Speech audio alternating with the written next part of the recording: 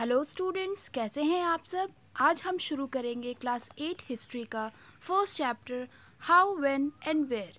ये जो चैप्टर है ये most of the students skip कर देते हैं क्योंकि सभी का ऐसा मानना है कि ये चैप्टर जो है वो उतना इम्पॉर्टेंट नहीं है। लेकिन इसी चैप्टर से हम जानेंगे कि कैसे जो हिस्टोरियंस हुआ करते थे वो डेट्स के साथ काम करते थे, कैसे कोई भी इवेंट जो था वो बहुत ज़्यादा फेमस हो जाता था या फिर किस किस तरह से चेंजेस आए थे। हम हिस्ट्री तो क्लास 6 से ही पढ़ना शुरू कर देते हैं, बट एक्चुअली में हिस्ट्री का जो प्रॉपर डेफिनेशन है वो हम इस चैप्टर में देखेंगे और वो हम यहाँ पर समझेंगे। हमने अपनी हिस्ट्री को कुछ पार्ट्स में डिवाइड करके रखा है ताकि उसे स्टडी करने में हमें आसानी हो। हम यहाँ पर देखेंगे कि किस बेसिस पे हमने ये डिवीज़न किया था और क्या क्या क्राइटेरियाज आ गए थे और उस टाइम के जो हिस्टोरियंस थे उनका ओपिनियन क्या था इस डिवीज़न के ऊपर। तो आइए चैप्टर शुरू करते हैं। How, when and where. How importance are dates. पुराने समय में क्या होता था दैट जो हिस्टोरियंस होते थे वो बहुत ही ज़्यादा फैसिनेटेड थे डेट्स को लेकर। वो हर चीज़ में डेट्स लेकर आ जाते थे एंड उन लोगों के बीच बहुत ज़्यादा हीटेड आर्ग्यूमेंट होता था कि कौन से रूलर को कब क्राउन पहनाया गया था, कौन सी बैटल कब फाइट हुई थी। तो क्योंकि यहाँ पे बहुत सारी हीटेड डिबेट्स होती थी और उन लोगों को डेट्स के साथ काम करना बहुत अच्छा लगता था, तो एक कॉमन नोटेशंस बन गया था कि हिस्ट्री जो है it is a collections of dates. अगर हम आज भी किसी से भी पूछते हैं कि क्यों तुम्हें हिस्ट्री अच्छा लगता है कि नहीं अच्छा लगता है, तो लोग कहेंगे कि नहीं, हिस्ट्री हमें अच्छा नहीं लगता क्योंकि हमें बहुत सारे डेट्स मेमोराइज करने होते हैं। तो क्या ये जो कॉन्सेप्शन है लोगों के माइंड में ये बैठ गया है कि हिस्ट्री सिर्फ और सिर्फ डेट्स का एक सब्जेक्ट है, तो क्या ये सच है? एक्चुअली में नहीं, क्योंकि हिस्ट्री सिर्फ और सिर्फ डेट्स नहीं बताती है। हिस्ट्री हमें बताती है that the changes which occur over a time. समय के साथ साथ चीज़ों में किस तरह से बदलाव हुआ है, इसे हम हिस्ट्री कहते हैं। पहले कैसा था जीवन, अब कैसा है और आगे जाके कैसा हो सकता है, ये होता है हिस्ट्री। हिस्ट्री सिर्फ हमें डेट्स नहीं बताती। डेट्स एक हिस्ट्री का पार्ट हो सकते हैं कि हम किसी भी इवेंट को याद करने के लिए कुछ एक डेट्स बना लेते हैं, बट ओवरऑल ऐसा नहीं है कि सिर्फ डेट्स ही है हिस्ट्री। हिस्ट्री हमें चेंजेस के बारे में भी बताती है। जनरली हम डेली लाइफ में कभी भी हिस्टोरिकल क्वेश्चंस नहीं पूछते हैं कि बाबर इंडिया में कब आया था या अकबर ने कौन सी बैटल कब जीती थी, बट हम कभी वंडर करते हैं कि हमारे आसपास की जो भी चीज़ें होती हैं उनसे जो भी हमारे मन में क्यूरियोसिटी निकल के आती है, क्वेश्चंस निकल के आते हैं, वो एक्चुअली हिस्टोरिकल्स होते हैं। जैसे कि जब भी आप एक चाय का सिप पियोगे तो आपके दिमाग में आएगा कि ये चाय कब बनी होगी, कब लोगों ने बैठ के पीना शुरू किया होगा। फिर या फिर अगर आप ट्रेन में ट्रैवल कर रहे हो और आप ट्रेन को देखते हो, ट्रैक्स को देखते हो, तो आपके दिमाग में आएगा कि पहली बार ट्रेन कब चलाई गई होगी। अच्छा, जब ट्रेन नहीं होती तो उस टाइम लोग किस तरह से ट्रैवल करते थे इतने दूर दूर डिस्टेंस पे। जब भी मॉर्निंग में न्यूज़पेपर आता है तो दिमाग में नहीं आता कि अभी तो हमें न्यूज़पेपर से सारी इन्फॉर्मेशन मिल जाती है कि आसपास हमारे देश में क्या हो रहा है, हमारे आस पड़ोस में क्या हो रहा है। बट जब न्यूज़पेपर नहीं था तब लोग किस तरह से पता लगाते थे कि उनके कंट्री में क्या हो रहा है। और यही सारी सोच जो होती है, हम जो भी चीज़ ये सोचते हैं वो हमें कहीं ना कहीं एक हिस्टोरिकल इवेंट्स की याद दिलाती है कि कभी ना कभी कुछ ना कुछ हुआ होगा, तभी आज की ज़िंदगी ऐसी है। हिस्टोरियंस जो होते थे वो हर चीज़ को रेफ़र करते थे with the notation of time. इस डेट को ये हुआ था, इस साल में ये हुआ था। बट ज़रूरी नहीं है कि कोई भी हिस्टोरिकल इवेंट एक ही दिन में हो जाए या एक ही महीने में हो जाए या एक ही साल में हो जाए। जैसे कि चाय पीना, ये अचानक से तो किसी ने नहीं शुरू किया होगा ना कि अगले दिन मॉर्निंग में उठे और पूरी कंट्री जो है वो चाय पीने लगी। ये सारे जो इवेंट्स होते हैं ये धीरे धीरे होते हैं और बहुत ज़्यादा दूर तक स्प्रेड होने में काफ़ी टाइम लगता है। तो ऐसे जो इवेंट्स होते हैं इन्हें हम ना तो किसी डेट से डिफ़ाइन कर सकते हैं और ना ही किसी मंथ या ईयर से डिफ़ाइन कर सकते हैं। सेम केस जो कि नेशनल मूवमेंट्स होती हैं हमारे इंडिया में, जब ब्रिटिशर्स के टाइम पे हमने नेशनल मूवमेंट्स किए थे तो ये नेशनल मूवमेंट एक ही दिन में नहीं शुरू हो गया था।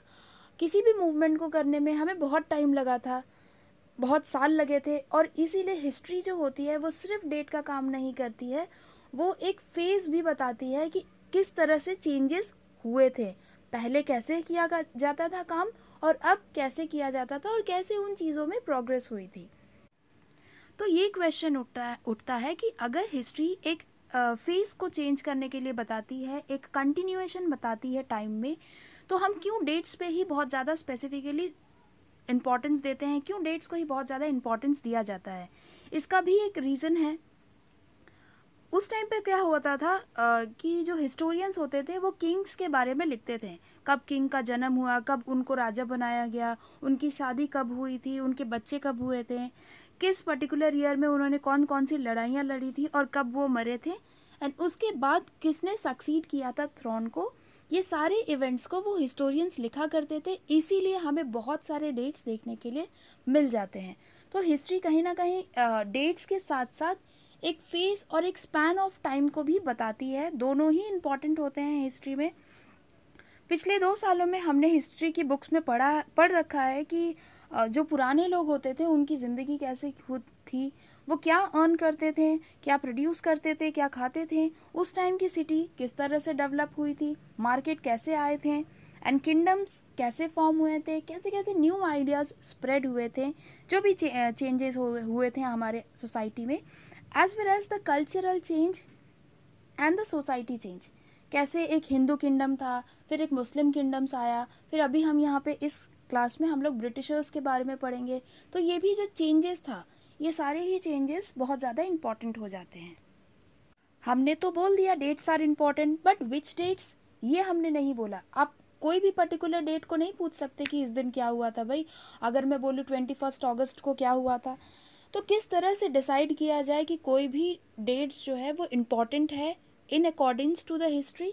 तो इसका एक बहुत सिंपल रूल है, डेट्स हम उन्हीं डेट्स को सिलेक्ट करते हैं जिस डेट को कोई एक बड़ा इवेंट हुआ हो, और हम उस इवेंट को फोकस में लेते हैं और उस इवेंट के इम्पोर्टेंस के हिसाब से हम उस हिस्ट्री में उन डेट्स को याद रखते हैं। जैसे कि इंडिपेंडेंस डे हम 15 अगस्त को मनाते हैं क्योंकि हमें उस दिन आज़ादी मिली थी। तो 15 अगस्त को क्या इवेंट था, इंडिपेंडेंस। तो हम इस इवेंट के बेसिस पे ही डेट स्पेसिफाई करते हैं कि ये डेट इम्पॉर्टेंट है क्योंकि इस दिन कोई बहुत बड़ा इवेंट हुआ था। ऐसे ही सारे ही डेट्स को नहीं लेते हैं, क्योंकि अगर हम सारे ही डेट को एक्यूमुलेट करके चलेंगे तो एक ही दिन में बहुत सारे इवेंट हुए थे। बट कौन सा इवेंट हमारे लिए ज़रूरी है, हमारे अकॉर्डिंग्स है, वो हमें देखना होता है। एग्जाम्पल लेकर चलते हैं कि जो ब्रिटिशर्स हिस्टोरियंस थे उन्होंने एक बुक लिख कर रखी थी जिसमें उन्होंने अपने गवर्नर जनरल के बारे में लिख कर रखा था, कौन कौन किसके किसके बाद आया था और क्या क्या काम उन लोगों ने किया था। तो उस बुक में गवर्नर जनरल के पर्टिकुलर एक्टिविटीज़ को सारे को मेंशन किया गया था कि उनकी एक्टिविटीज़ क्या थी, उनकी पॉलिसीज़ क्या थी, उनकी अचीवमेंट क्या थी, एंड उनके ही पूरे लाइफ के बारे में चीज़ें लिखी गई थी। तो वो जो इम्पोर्टेंस था वो उनके हिस्ट्री के लिए होगा, हमारे हिस्ट्री के लिए वो इम्पोर्टेंट नहीं है। ठीक है, तो डेट्स हम इस तरह से डिसाइड करते हैं कि हमारे इंडियन हिस्ट्री में उसका इम्पोर्टेंस है कि नहीं है। जब भी हम हिस्ट्री लिखते हैं या फिर हम कोई स्टोरी लिखे तो हम उसे बहुत सारे चैप्टर्स में डिवाइड कर देते हैं। इसका इम्पोर्टेंस क्या होता है, एक एक चैप्टर हमें अगली स्टोरी को रिलेट करने में हेल्प करता है, और ये जो स्टोरीज़ का लिंकअप होता है ये हमें फोकस रखता है to the events, different kinds of event, और उस पर्टिकुलर इवेंट को शेप देने का काम करता है। अगर हम ब्रिटिश गवर्नर जनरल की स्टोरीज़ लिख रहे हैं, मान लीजिए अगर हम उनकी एक्टिविटीज़ के बारे में लिख रहे हैं या फिर उनके अचीवमेंट्स के बारे में लिख रहे हैं, तो लाइफ ऑफ द इंडियन उसके अंदर फिट नहीं होता है, क्योंकि यहाँ पर हम लिख रहे हैं अबाउट द गवर्नर जनरल, उन्होंने क्या काम किया था, उनकी पॉलिसीज़ कैसी थी। तो इसीलिए हर एक स्टोरी का अलग फॉर्मेट होता है। अगर हम इंडियंस के बारे में लिखने जाएं, इंडियन परसेप्शन से लिखने जाएं ये चीज़ें, तो थोड़ी अलग चीज़ें निकल के आएंगी। अगर हम ब्रिटिशर्स के परसेप्शन से हिस्ट्री लिखने बैठ जाएं तो वो सिर्फ अपने इवेंट्स को इम्पोर्टेंस देंगे, ना कि हमारे इवेंट्स को। हाउ डू वी पीरियडाइज 1817 में जेम्स मिल ने एक 3 वॉल्यूम की बुक लिख कर रखी थी जिसका नाम था a history of British India. इस बुक में उन्होंने इंडियन हिस्ट्री को 3 पार्ट में डिवाइड किया था, हिंदू, मुस्लिम एंड ब्रिटिश। और ये पीरियडाइजेशन जो कि उस टाइम पर किया गया था, ये ज़्यादातर लोगों ने एक्सेप्ट भी कर लिया था। पर क्या आपको लगता है कि ये जो डिवीज़न उन्होंने किया था वो सही था? तो चलिए पहले समझ लेते हैं कि आखिरकार हमने हिस्ट्री को पीरियड्स में डिवाइड ही क्यों किया, क्यों ज़रूरत आई इसकी। तो हिस्ट्री जो है वो एक बहुत लंबा सब्जेक्ट होता है, इसमें एक ही इंटरवल ऑफ टाइम में काफ़ी कुछ हुआ था, तो इसीलिए हम हिस्ट्री को कुछ पीरियड्स में डिवाइड कर देते हैं ताकि हमें हर एक बारीकी को ध्यान से समझ सकें और सारी फीचर्स और आइडियाज़ हमें मिल सकें। इसका एक और बहुत बड़ा फ़ायदा हो जाता है कि हमें ये पता चल जाता है कि कैसे धीरे धीरे चेंजेस जो हैं वो एक पीरियड से दूसरे पीरियड में हुए थे। जेम्स मिल को लगता था कि जितने भी एशियन सोसाइटी हैं वो अभी अपने लोअर लेवल ऑफ सिविलाइजेशन पे है, मतलब उनका सिविलाइजेशन अभी हुआ ही नहीं है ठीक से देन द यूरोपियन कंट्रीज़। और उन्होंने अपनी बुक, जो उन्होंने हिस्ट्री की बुक लिख कर रखी थी, उसमें उन्होंने मेंशन भी किया था कि जब ब्रिटिशर्स इंडिया नहीं आए थे तो उससे पहले यहाँ पर हिंदू मुस्लिम का बहुत ज़्यादा लड़ाई होता रहता था, बहुत ज़्यादा रिलीजियस इंटॉलरेंस था, यहाँ पे कास्ट टैबू बहुत ज़्यादा था और बहुत ज़्यादा सुपरस्टिशन इंडियंस प्रैक्टिस किया करते थे। मिल को ऐसा लगता था कि इंडिया जो है वो सिविलाइज्ड हो सकती है अगर वो अपने यहाँ पर यूरोपियन मैनर्स, आर्ट, इंस्टीट्यूशंस, ये सारी चीज़ें इंट्रोड्यूस कर दे। तो इनफैक्ट मिल ने अपने बुक में ये भी सजेस्ट किया था कि ब्रिटिशर्स को जो है वो इंडिया की सारी टेरिटरीज़ को कॉन्कर कर लेना चाहिए ताकि इंडियंस जो हैं वो भी प्रोग्रेस कर सकें, और बिना ब्रिटिशर्स के हेल्प के इंडिया कभी भी प्रोग्रेस नहीं कर सकती है। उन्होंने अपने बुक के मदद से ये दिखाने की कोशिश की थी कि ब्रिटिशर्स जो है या ब्रिटिश रूल जो है वो एक तरह से सिविलाइजेशन और प्रोग्रेस को रिप्रेजेंट करती है, और उससे पहले के जितने भी पीरियड्स थे वो एक डार्कनेस को या एक डार्क साइड को रिप्रेजेंट करती है। उस टाइम ये बात बहुत लोगों ने मान भी ली थी क्योंकि शायद ब्रिटिशर्स जो थे वो कहीं ना कहीं सच में हमसे बहुत ज़्यादा एडवांस थे। बट अगर यही क्वेश्चन हम आज पूछेंगे तो कॉन्सेप्शन जो है वो काफ़ी ज़्यादा चेंज हो चुका है, क्योंकि ब्रिटिशर्स क्या सच में प्रोग्रेस दिखाते थे या प्रोग्रेस का सिंबल थे या सिविलाइजेशन का सिंबल थे, और उससे पहले के जितने भी रूलर्स थे इंडिया में वो डार्कनेस दिखाते थे? तो ऐसा कुछ भी नहीं है। और जो पीरियडाइजेशन या जो भी पीरियड्स जेम्स मिल ने डिवाइड किया था, क्या वो सच था कि पहले हिंदू पीरियड्स हुआ करता था, फिर मुस्लिम के लोग आए और उसके बाद ब्रिटिशर्स आए? तो ये डिवीज़न अपने आप में ही बहुत ज़्यादा कंफ्यूजिंग है या अपने आप में ही बहुत ज़्यादा क्वेश्चनेबल है, क्योंकि इसके हम बहुत सारे रीजंस दे सकते हैं। देखिए, पहला रीज़न ये उठता है कि जब हिंदू रूलर्स हुआ करते थे उस टाइम और भी बहुत सारे धर्म के लोग थे, जैसे बुद्धिज़्म भी था, जैनिज़्म भी था, तो वाई ओनली हिंदूज? ठीक है। सिमिलरली जब मुस्लिम्स रूलर इंडिया में थे तो उस टाइम पे हिंदू रूलर्स भी हुआ करते थे। ऐसा नहीं था कि सिर्फ मुस्लिम ही थे, या फिर ऐसा कोई पीरियड आया हो जिस टाइम सिर्फ हिंदू ही थे। ऐसा कोई सिचुएशन या टाइम था ही नहीं। एक ही टाइम पर अलग अलग रिलीजन्स के रूलर जो है वो एग्जिस्ट किया करते थे। तो ये जो डिवीज़न है वो पूरी तरह से गलत साबित होती है। दूसरा पॉइंट ये होता है कि हम कभी भी पीरियडाइजेशन किंग या रूलर के रिलीजन के बेसिस पे नहीं कर सकते हैं, क्योंकि भले ही जो रूलर हुआ करता था वो किसी और कास्ट का था, लेकिन जो नॉर्मल लोग, जो कॉमन पीपल उस टाइम पे रहते थे, उनका रिलीजन और धर्म जो है वो पूरी तरह से डिफरेंट हो सकता था। तो इसीलिए क्या किंग के या जो रूलर है उसके रिलीजन पे हिस्ट्री को डिवाइड करना, क्या ये पूरी तरह से करेक्ट बैठता है? और अगर सिर्फ और सिर्फ रिलीजन के बेसिस पे हम पीरियड्स को डिवाइड करने लगे तो क्या ये कोई लॉजिकल चेंजेस होगा? या जो भी हम हिस्ट्री को बोलते हैं कि डिफाइन द चेंजेस, तो सिर्फ और सिर्फ रिलीजन के बेसिस पे हम कैसे डिवीजन कर सकते हैं? तीसरा पॉइंट ये भी उठता है कि जो जेम्स मिल ने डिवीजन किया था, उन्होंने किंग के या फिर रूलर के रिलीजन के बेसिस पे हमारे इंडियन हिस्ट्री के पीरियड्स को डिवाइड कर दिया था। तो इसका मतलब ये है कि उस टाइम पे जितने भी कॉमन लोग रहा करते थे उनकी कोई वैल्यू नहीं है हिस्ट्री में। इम्पॉर्टेंस जो है वो सिर्फ और सिर्फ रूलर का होता है, और जो जितने भी कॉमन लोग हैं उनका कोई योगदान नहीं है हिस्ट्री में।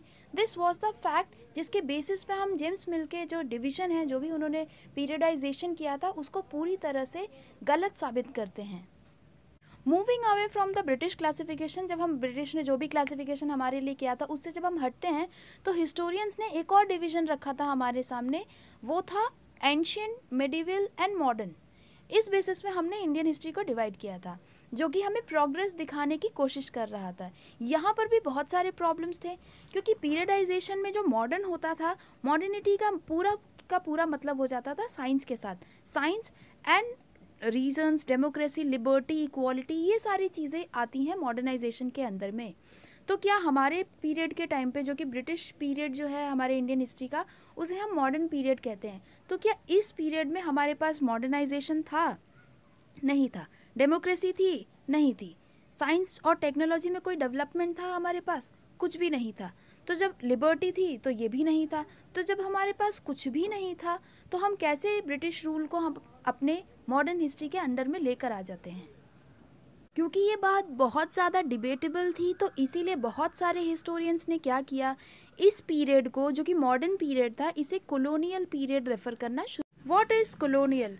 कॉलोनियल का मतलब होता है कि जब कोई एक पावरफुल कंट्री दूसरी कंट्री के ऊपर, जो कि उनसे थोड़ी वीक होती है, उन पर सोशली, पॉलिटिकली, इकोनॉमिकली अपना पूरा पावर जमा लेती है, ऐसा कि वहाँ के जो लोग हैं वो बिना उसकी इजाज़त के कुछ भी नहीं कर सकते, तो ऐसी कंट्री को हम लोग कॉलोनियल कंट्रीज कहते हैं।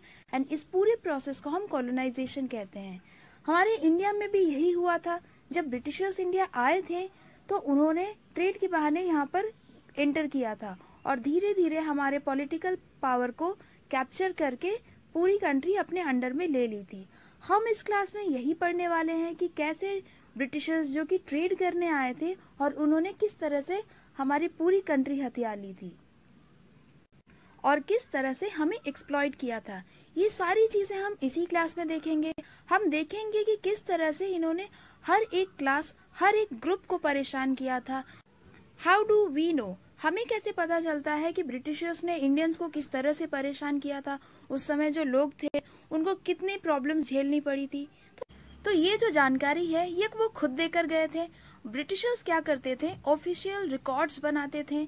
जितनी भी इंफॉर्मेशन हमें आज ब्रिटिशर्स के बारे में पता है वो सारी हमें ऑफिशियल रिकॉर्ड से ही मिलकर आती हैं। क्योंकि ब्रिटिशर्स को लगता था कि लिखना बहुत ज़्यादा ज़रूरी होता है, तो वो हर एक चीज़ को लिखते थे। Whatever they plan, whatever their policies, decisions, agreement, investigation, हर एक चीज़ को वो लिख कर रखते थे और उसके बाद उसे प्रॉपरली स्टडी भी किया जाता था और उस पर डिबेट्स भी होती थी। इन सारी डिबेट्स के बाद एक अच्छी सी रिपोर्ट तैयार होती थी और उन सारी रिपोर्ट्स को केयरफुली प्रिजर्व करके रखा जाता था, जहां से हमें सारे सोर्सेस मिलते हैं। इन रिकॉर्ड्स को रखने के लिए ब्रिटिशर्स ने बहुत सारे एडमिनिस्ट्रेटिव इंस्टीट्यूशंस भी बनाकर रखे थे। विलेजर्स में तहसीलदार ऑफिस होते थे जहां पर ये सारी चीजें अच्छे से रखी जाती थी। वहां पर भी एक रिकॉर्ड रूम होता था, क्योंकि उन्हें रिकॉर्ड करना अच्छा लगता था, वो हर एक चीज को लिख कर रखते थे, इसीलिए उन्होंने इंस्टीट्यूशंस भी बनाई थी। And these special institutions were archives and museums, जहाँ पे ये सारी चीजों को प्रिजर्व करके रखते थे। लेटर्स एंड मेमोस, जो कि उस टाइम पर एक ब्रांच से दूसरे ब्रांच में घूमती होगी, वो हमें आज भी देखने के लिए मिल जाएगी अगर हम आर्किव्स में जाएं तो।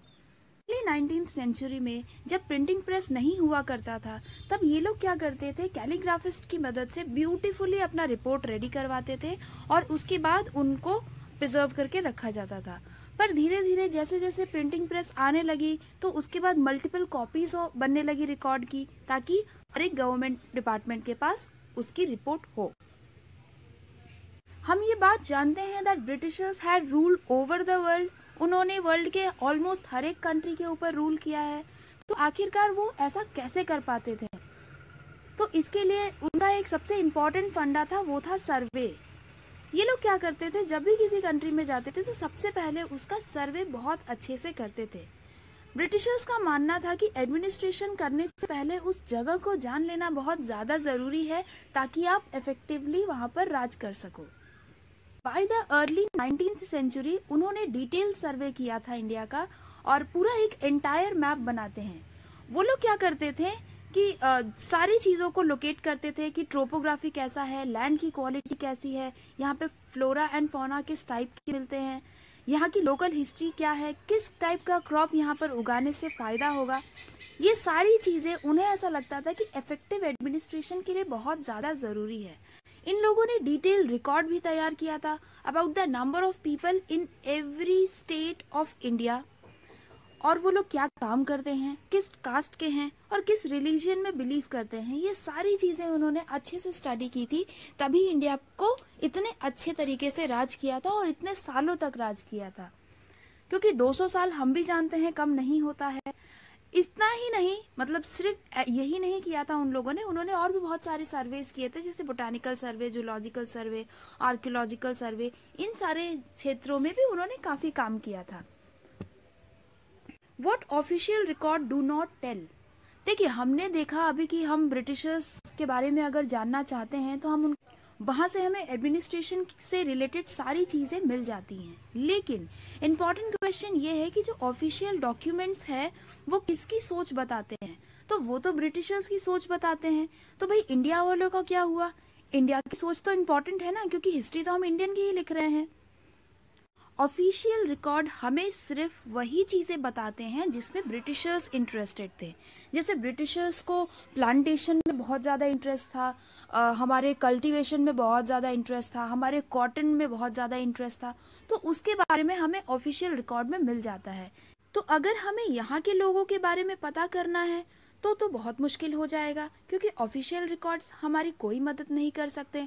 हमें थोड़ा और मेहनत करना होगा, कहीं और ढूंढना होगा। तो ये सारी चीज़ें हमें कहाँ से मिलेंगी, थोड़ा मुश्किल होगा। लेकिन हमारे पास कुछ कुछ डायरीज हैं अभी तक लोगों की, उस समय की कुछ ऑटोबायोग्राफीज लिखी गई हैं उस समय की, कुछ पॉपुलर न्यूज़पेपर्स थे जिसके थ्रू हमें पता चलता है कि उस टाइम के जो लोग हुआ करते थे उन लोगों को ब्रिटिशर्स किस तरह से परेशान करते थे और उन लोगों की सोच क्या थी। बहुत सारे लीडर्स एंड रिफॉर्मर्स जो थे उन्होंने अपने आइडियाज को स्प्रेड करने के लिए पोएम्स लिख के रखे थे, नोवेल्स को लिख कर रखे थे, ताकि वो अपनी चीज़ों को एक्सप्रेस कर सके, अपनी पूरी फीलिंग्स को एक्सप्रेस कर सके। और ये जो सारे सोर्सेस है ये हमें मिलते हैं सिर्फ और सिर्फ लिटरेट लोगों के बारे में। तो अब ये भी मुश्किल है कि अगर लिटरेट लोगों के बारे में तो हम समझ गए, but what about the people who were in the mines और the people who were living in the forest and the farmers. ये लोग तो एजुकेटेड भी नहीं थे और ये अपनी चीज़ों को लिख भी नहीं सकते थे, तो इनके बारे में हमें कहाँ से पता चलता है। ये तो और भी मुश्किल हो गया। तो अब हम पता कैसे करेंगे। तो ये सारी चीज़ों को पता करने के लिए हम आगे के चैप्टर्स को कंटिन्यू करेंगे। आप क्लास 8 की हिस्ट्री जब कंप्लीट करेंगे तो आपको इन सारे क्वेश्चंस के आंसर मिल जाएंगे कि किस तरह से फार्मर की लाइफ गुजरी थी, किस तरह से माइंस में जो लोग काम करते थे उनकी लाइफ में प्रॉब्लम्स आए थे, और what had happen to the people who were living in the forest. उन लोगों के साथ आखिरकार ऐसा क्या क्या हुआ था। हमेशा याद रखिए ये इस चैप्टर का एंडिंग नहीं है, क्योंकि ये जो चैप्टर है ये पूरे क्लास 8 की हिस्ट्री का एक जिस्ट है, एक सोर्स है, ताकि आप समझ पाओगे कि आगे आप क्या पढ़ने वाले हो। तो जो भी आप पढ़ेंगे उसका कहीं ना कहीं लिंक इसी चैप्टर से होगा। And thank you for watching. अगर आपके पास कोई भी क्वेश्चन हो रहा है तो आप हमें प्लीज़ कमेंट सेक्शन में लिखिए। Please do subscribe our channel.